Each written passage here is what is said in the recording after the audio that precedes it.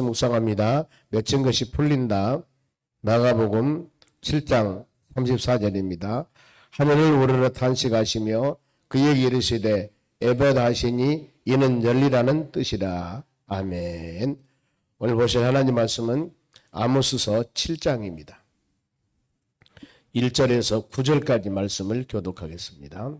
아모스서 7장 1절에서 9절입니다. 1281쪽. 제가 먼저 한 절 읽겠습니다. 주 여호와께서 내게 보이신 것이 이러하니라. 왕이 풀을 벤 후 풀이 다시 움돋기 시작할 때 주께서 메뚜기를 지으시매.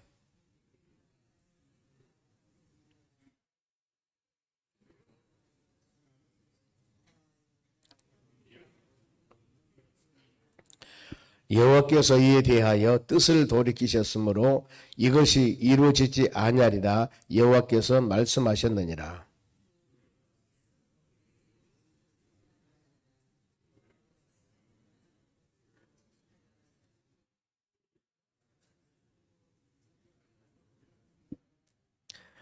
이에 내가 이르되 주 여호와여 청하건대 그치소서 야곱이 미약하오니 어떻게 서리이까 하매.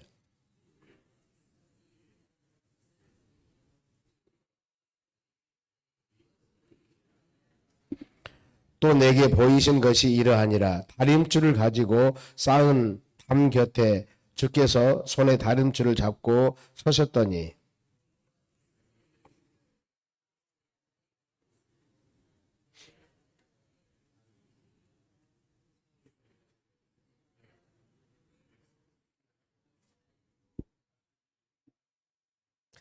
같이 읽습니다. 이삭의 산당들이 황폐되며 이스라엘 성소들이 파괴될 것이라. 내가 이날 칼로 여로보암의 짐을 치리이다 하시니라. 아멘.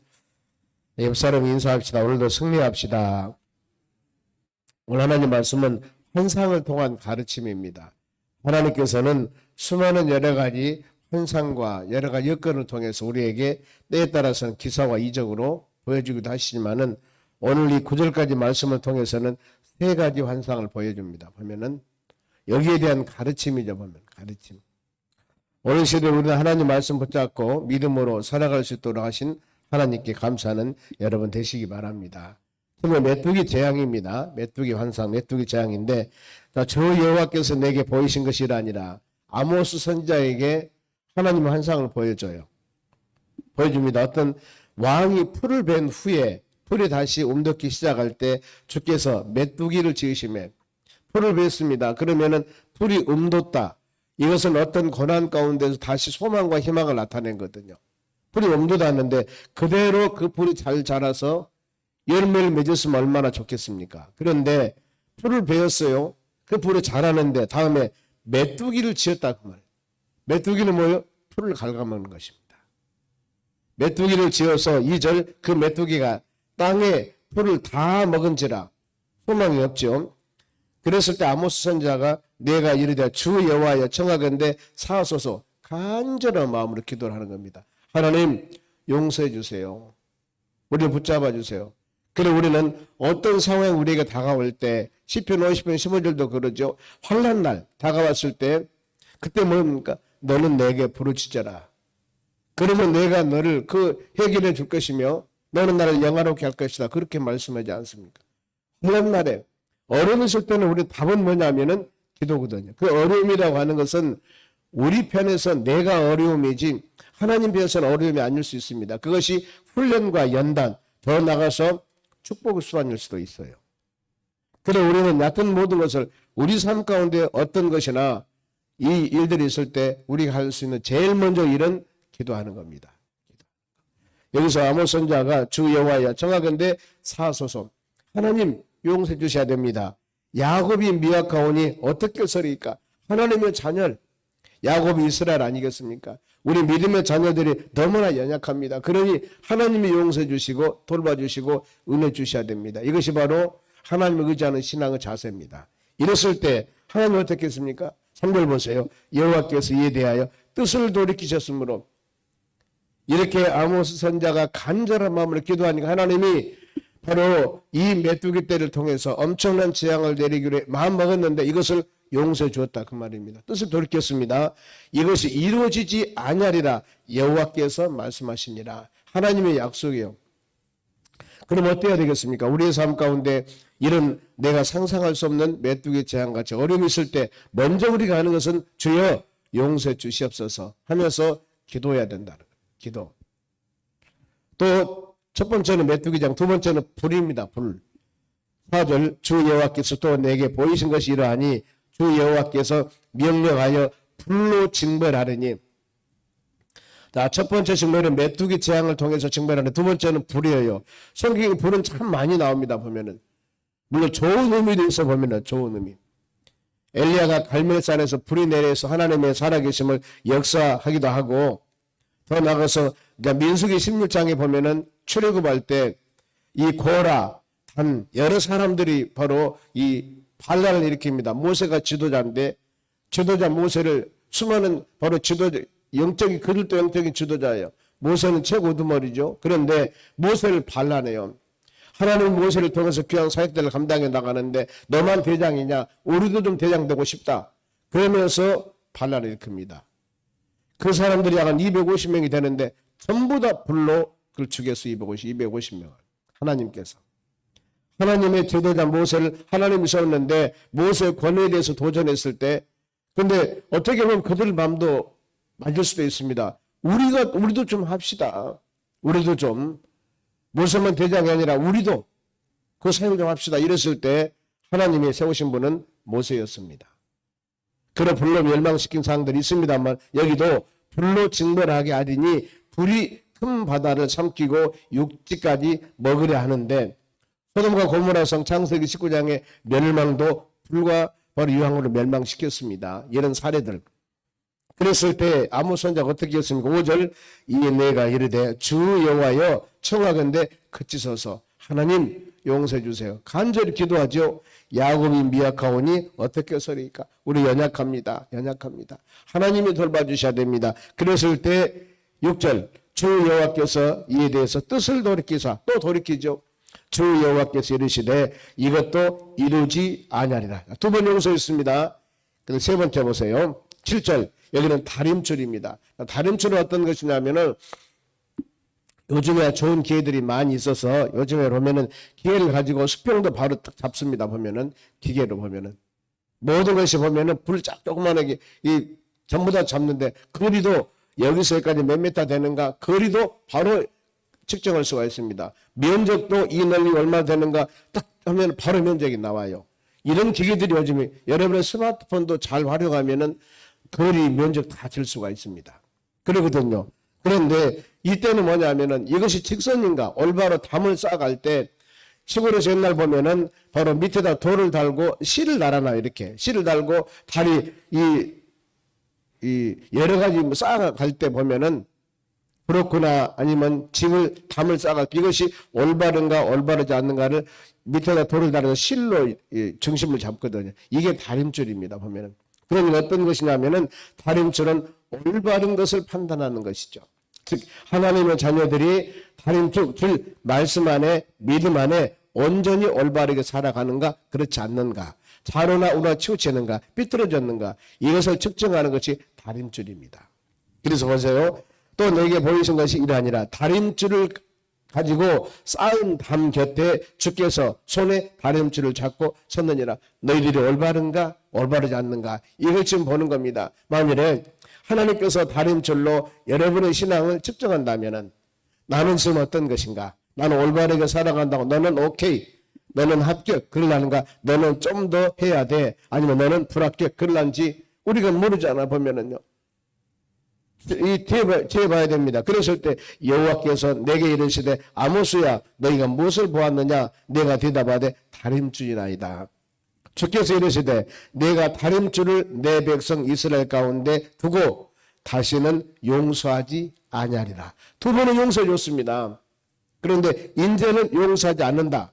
그러면서 용서하지 않으면서 그 책망에 대해서 말씀을 해요. 9절 보세요. 한 번 더 읽어봅니다. 이삭의 산당들이 황폐되며 이스라엘의 성소들이 파괴될 것이라. 내가 일어날 칼로 여로보암의 집을 치리라. 여로보암은 북쪽에 있는 13대 왕입니다. 여로보암 2세. 근데 이것이 결국에 멸망당할 것이다 너희들이. 이게 하나님의 말씀이에요. 그러면은 하나님의 징계는 여러분 말씀은 2번 용서를 했는데 여기는 내가 용서 않겠다고 했습니다. 이것은 반드시 징벌이 임합니다. 하나님 그대로 약속하기 때문에. 그랬을 때 이때 우리가 여러분 조심할 것들이 거짓 선지자들이나 올바르지 못한 사람들입니다. 하나님께서 여러분 우리도 동일해요. 저 사람이 좌로나 우로나 치우시는데 말씀만 온전히 살지 못하는데 다른 사람이 괜찮아. 이 정도는 이렇게 하면서 위로하면 안 된다는 거예요. 아닌 것은 아니에요. 이건 잘못했습니다. 그러니 회개하고 잘못했습니다. 잘못을 빌고 올바르고 믿음 안에 쓰십시오. 이렇게 가르쳐야 되거든요. 그런데 그냥 좋게 보는 거예요. 괜찮다고. 그건 잘못. 여기 이때 보세요. 10절부터 17절까지 이런 내용들이 나옵니다. 이때 누가 나오냐면은 이때 베데르 제사장 아마사가 나와. 아마사는 베데르 제사장입니다. 베데르 하면은 우상 섬기고 오시지 않습니까? 이 제사장 아마사가 나타납니다. 그러면서 이스라엘 왕 여로보암에게 보내어 이르되 이스라엘 족속 중에 아모스가 왕을 모반하여 그의 모든 말을 이 땅에 견딜 수 없나이다. 즉 말하면은 제사장 아마사가 왕에게 지금 이 아모스는 뭐라고 예언했습니까? 왕이여 당신은 죽습니다. 나라도 멸망당합니다. 당신 나라 황폐합니다. 성소도 파괴될 것입니다. 9절 이렇게 말씀을 했죠. 하나님은 재앙이 임하고 용서 안 할 겁니다. 이렇게 증거했는데 이때 아마사라는 사람이 와서 아모스 선자가 당신을 모반하여 당신을 배반하여. 아모스는 하나님의 종이에요. 하나님 말씀을 그대로 증거하는데 이 지금 아마사란 이 제사장이 아닙니다. 저 지금 선지자가 왕을 모반하고 있습니다. 왕을 배반하고 있습니다. 왕을 모함하고 있습니다. 이러는 거거든요. 바르게 가르치고 있는데 그랬을 때 어떤 상이냐. 그러면서 그 모반한 내용을 얘기를 해요. 11절 아모스가 말하기를 여로보암은 칼에 죽겠고 이스라엘은 다시 사로잡혀 그 땅에서 떠나겠다 하나이다. 왕이요. 9절 말씀 그대로 있죠. 이스라엘 황폐되고 성소는 멸망되고 당신 집은 파괴될 것입니다. 이게 하나님의 계시예요. 그대로 하나님의 계시를 했는데 이 바로 제사장 아마사라는 사람이 왕을 와서 꼬드기는 겁니다. 그런 일이 있을 수가 없습니다. 어찌 하나님은 그런 일을 합니까? 저 아모스 선자가 가짜입니다. 왕이요. 이렇게 말했을 때 왕이 어떻겠습니까? 그래 귀에 듣기 좋은 소리는 좋지만은 아모스가 전하는 것은 하나님 말씀이었어요. 아마사가 전하는 것은 모함입니다. 이걸 분별을 잘 해야 되는데 분별을 못하면 문제가 생기는 것입니다. 그러면서 이제 아마사가 아모스를 하나님의 종을 위협하는 것입니다. 위협하면서 자 12절 보세요. 아마사가 또 아모스에게 이르되 선견자야 너는 유다 땅으로 도망하라. 하나님의 종 선지자를 도망하라는 겁니다. 도망하여 가서 거기서나 떡을 먹으며 거기서 나 예언하고 여기 떠나. 뭐 이거 떠나라. 이러면서 제사장이 힘 가지고 파워 가지고 왕을 모함하면서 왕과 힘을 결탁해서 이 하나님의 종 선지자를 바로 도망하라. 너 다른 곳으로 가라. 몰아내려고 하는 겁니다. 여러분 이런 모함. 그래서 영적인 분별력을 잘 가져야 되고 그러면서 13절 다시는 베델에서 예언하지 말라. 이는 왕의 성소요 나라의 궁궐임이라. 여기서 그런 예언하지 말라. 올바른 하나님의 말씀을 증거하는데 이 말씀을 바로 모함해서 이 아마사는 잘못된 사람이 잘못된 제사장이 정말하면 잘못된 거짓 선지자가 하나님의 참 선자를 몰아내려고 하는 겁니다. 여기서 왕이 올바른 분별을 갖지 않는다면 분명히 왕은 실권을 가지고 있습니다. 왕은 하나님의 종 선지자는 예언의 말씀을 증거하고 때문에 아차 잘못하면 굉장히 어려운 일이 생길 수가 있습니다. 그럼 우리가 믿음으로 사는 여러분들이 항상 우리는 하나님 말씀 붙잡고 믿음으로 분별력을 잘 해야 되는데 가끔 잊어버리는 것은 뭡니까? 인간적인 생각이거든요. 인간의 관계. 우리가 사람 관계를 맺으면 서로 간에 살아가기 때문에 내가 저 사람에게 이런 말하면 싫을 거야. 저 사람 이런 말하면 안 돼. 이러기 때문에 말을 못하는 거거든요. 그런데 여러분 할 말은 해야 됩니다. 비록 내가 마음에 아픔이 있고 힘든 일이 있다 할지라도 그런데 이게 여러분 힘든 일이 아니에요. 그 할 말을 했을 때 그것을 올바르게 받아들이면 좋은데 그러지 않을 때 저도 마찬가지입니다. 여러분 할 말 많죠 보면은요. 그러면 그러지 못할 때 왜 목사님은 형편과 처지를 못하고 그럴까? 형편과 처지가 알죠 보면은요. 왜 몰라요? 지금 여러분 보세요. 우리 여기서 새벽기도 드릴 때 이의원 예배 드립니다만 이 사후상을 한번 바라보세요. 저는 새벽기도 드릴 때마다 마음이 아파요. 너무나 마음이 아픈 거예요. 여러분 왜 마음이 아프겠어요? 우리가 기도하며 무릎으로 꿇을 용사들이 너무나 많은데 그분들이 자리를 지키지 아니할 때 다 여건과 환경은 다 있습니다. 다 있어요. 그런 여건 환경이 있습니다. 그런데 우리가 원하는 것은 여러분 여건과 환경을 초월하는 겁니다. 그래서 믿음으로 살아가야 되거든요. 이것이 진실한 신앙이라는 겁니다. 그런데 모든 사람 다 물어보면 다 여건과 환경이 있습니다. 그러지 않습니까 여러분? 이런 마음 가질 때마다 얼마나 마음이 아픈 줄 몰라요. 그러면서 너는 도망가라. 왕은 도망가고 애원하지 말라고 좀 그렇게 하는 겁니다. 그랬을 때 여기서 보세요. 아모스 답변. 하나님 쪽으로 답변이 어떤가 보세요. 14절에 보면은 아모스가 아마사에게 대답하여 이르되 나는 선지자가 아니며 선지자가 아들도 아니라 나는 목자요 뽕나무 나무를 재배한 자르다. 내가 어떤 사람인지 아냐. 요즘 말하면은 나는 뛰어난 목회자도 아니고 나는 영권 있는 사람도 아니다. 내가 내 마음에 목회하려고 생각도 안 했는데 하나님이 강권적으로 불러가지고 내가 지금 이 사역을 하고 있다. 지금 이거거든요. 이 아모스가 나는 뽕나무 농부였다. 그런데 하나님이 강권적으로 나를 택해가지고 이 선지자 사명을 줬는데 내가 세상과 타협하겠느냐. 이거거든요. 그러면서 15절 보세요. 바로 양떼를 따를 때 여호와께서 나를 데려다가 여호와께서 내게 이르시기를 가서 내 백성 이스라엘에게 애언하라 하셨으니 하나님이 하신 일이다. 나는 농촌에서 농사 짓고 있는데 하나님이 나를 택해서 하나님 나를 부르셔서 이 일을 하도록 하나님이 시킨 것이다. 이것 좀 말씀하는 겁니다. 그러니 어떤 상황과 어떤 일이 와도 나는 하나님의 뜻대로 순종할 수밖에 없는 것이다. 이걸 좀 정확하게 말씀을 하거든요. 이게 바로 사명자 여러분 자세입니다. 사명자 자세. 여러분 이거 쉽지 않습니다. 눈치껏이 보지 아니하고 하나님 말씀 그대로 사명자 자세로서 하나님 말씀을 증거하는 것. 이것이 올바른 여러분 사명이라고 할 수가 있습니다. 그러면서 바로 하나님의 종 아모스가 이 아마사에게 그럽니다. 16절 말씀 봅니다. 이제 너는 여호와 말씀을 들을지니라. 너희가 이르기를 이스라엘에 대하여 애언하지 말며 이삭의 집을 향하여 경고하지 말라 하므로 지금 그럽니다. 거짓 선자가 이 베델 제사장 아마사가 하지 말고 도망가라겠지 않습니까? 네가 그렇게 말했지? 그러면서 자 17절 같이 읽겠습니다. 여호와께서 이와 같이 말씀하시기를 너희 아내는 성읍 가운데 창녀가 될 것이고 너희 자녀들은 칼에 엎드려지며 너희 땅은 청량하여 나누어질 것이며 너는 더러운 땅에서 죽을 것이며 이스라엘은 반드시 사로잡혀 그 땅에서 떠나리라 하셨느니라.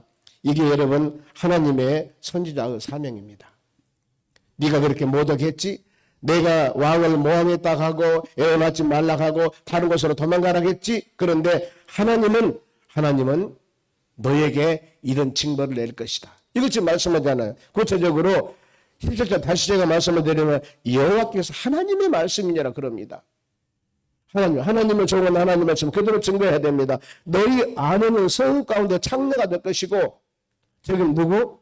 이 아마사 제사장 아마사 너희 각신은 네 아내는 창녀가 될 것이고 너희 자녀들은 칼에다 죽을 것이다.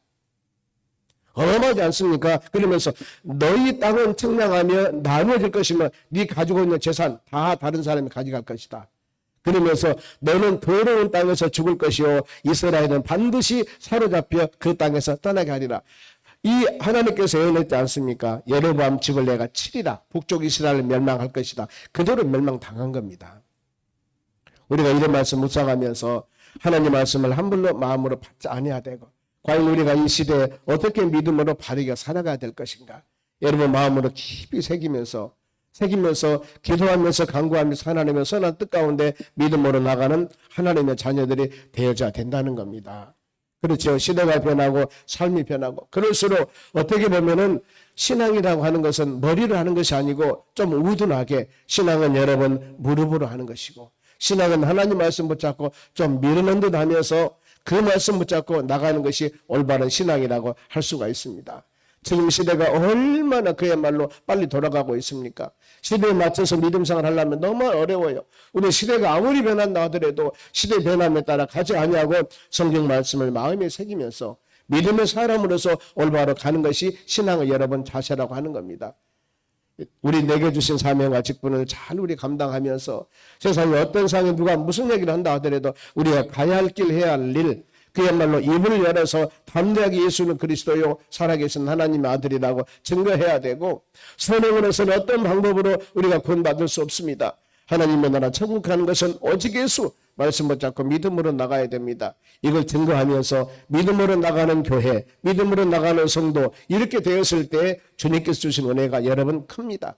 상대 비교하지 아니하고 하나님과 우리 사이에 온전한 신앙 가지며 믿음으로 나갈 때 이것이 소망이요, 이것이 능력이요, 이것이 축복임을 마음에 깊이 새기면서 믿음으로 승리하는 여러분 되시기를 주의 이름으로 축원합니다.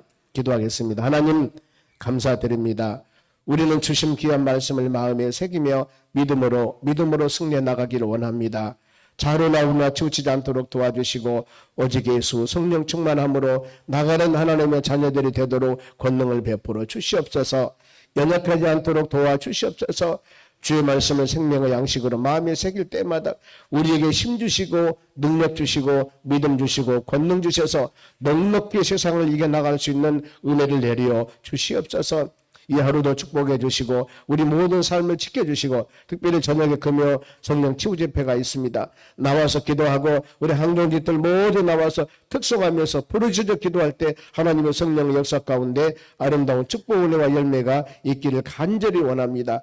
아버지, 고개 숙은 영혼들 이 하루도 축복된 은혜스러운 하루가 될 수 있도록 은혜 내려주시고 입술의 고백이 모두 아름다운 열매로 응답하여 주시옵소서.